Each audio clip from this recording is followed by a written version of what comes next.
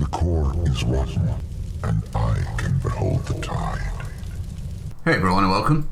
In this video we're going to be having a look at Andrew Neil, the man that started GB News, that the left has been saying is a right-wing media company, has let his mask slip. As you're probably aware, he's no longer with GB News, for reasons that seem quite selfish to be honest, but that's for a different story, as he's come out now and has gone full-on authoritarian. This is an article in the Mail and it's titled, "It's time to punish Britain's 5 million vaccine refuseniks." Remember that word again, refuseniks. They put us all at a risk of more restrictions, say Andrew Neil. So why shouldn't we curb some of their freedoms?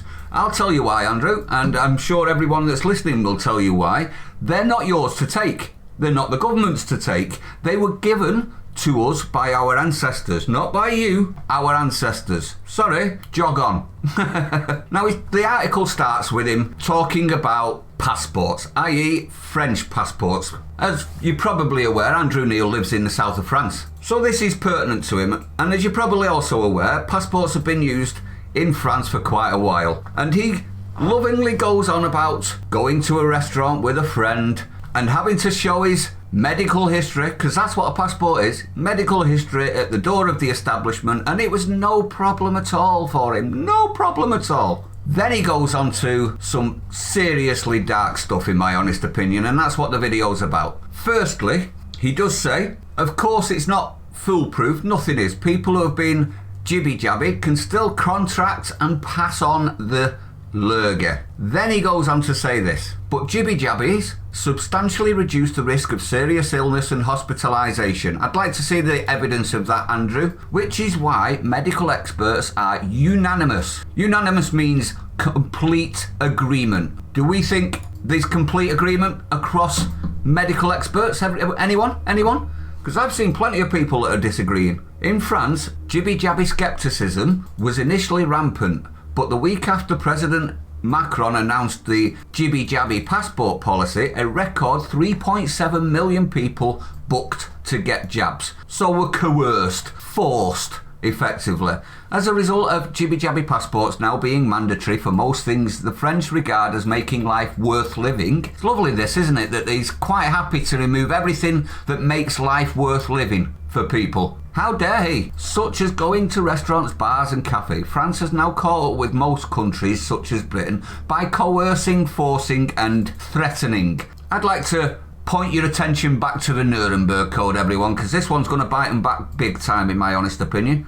The percentage of people with 2 jabs is now virtually the same on both sides of the channel. France has jibby-jabbied more citizens with 1 jab than Britain, Germany or Italy. 50 million out of a population of 67. Young French people, previously sceptical of the need to be jabbed, have rushed to get the vaccine passports so they can go out at night with their friends. So restrictions are already happening. You either get the jibby-jabby and the passport or you're not doing life. Are we not seeing this as a problem? Which is a very good reason, and this is Andrew's side of the story, which is a very good reason why Britain should follow the French's example by restricting its population. And also take note of what other European countries are doing. Coercing, discriminating, segregating. Should we go on with these words that can describe what's going on at the minute? And penalise the vaccine refuseniks.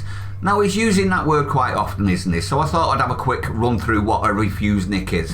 A refusenik is an anti-Semitic, in my honest opinion, slur. And it was used in the Soviet Union when Jewish people wanted to emigrate to Israel, primarily Israel, and were denied permission to emigrate and were called refuseniks. What that actually did was ostracise the Jewish population and enabled them to be discriminated against. So this is Andrew Neil using the language of communists. Am I wrong on that? Absolutely disgraceful. And he does continue. There are 5 million unvaccinated British adults who, through fear, I think that's been changed a little bit. You go and check out my other video, there's the link. Ignorance, irresponsibility or sheer stupidity refuse to be jabbed. In doing so, they endanger not just themselves, but the rest of us. Now, as you're probably aware, that is a false statement. Everyone's endangering everyone at the moment. Why? Because even being jibby-jabbied doesn't stop you passing it on. He said so himself earlier in the article. So he knows that that's a mistruth, does he not? If they contract lurgy, it is they who will put the biggest strain on the NHS, unproven, denying the rest of us with serious non-lurgy ailments to treatment that is our right. If you have a look at the actual occupancy of the NHS at the moment, everyone, 4% of the occupancy is because of lurgy. 4%. The NHS are far from strained, in my honest opinion. And the statistics from the government seem to back that up as well. As long as they can be numbered in the millions, the nation will remain unnecessarily vulnerable to the latest variant. There is reports, by the way, everyone, that events with all jibby-jabbied are still spreading, i.e. a cruise ship that was completely jibby-jabbied and they had an outbreak. So that is another misinformation, in my honest opinion. So with all of this, he wants all of these restrictions to be brought in. He wants everyone to be treated like a jibby-jabby refusenik, and that we should have our freedoms removed. He then goes on to say, I am not, however, in favour of compulsory jibby-jabbies. What does he think restricting you being able to live a good life is doing, if not making it compulsory? See, this is the disconnect, isn't it? They say to themselves, well, we wouldn't agree with mandatory, but we will agree with making it miserable for everyone that doesn't do as they're told. How is that not mandatory, Andrew? It seems to be it's always the people that have not looked after themselves and have been unhealthy throughout their life that are the most insistent that everybody else protects them. I have no moral obligation to protect you, Andrew.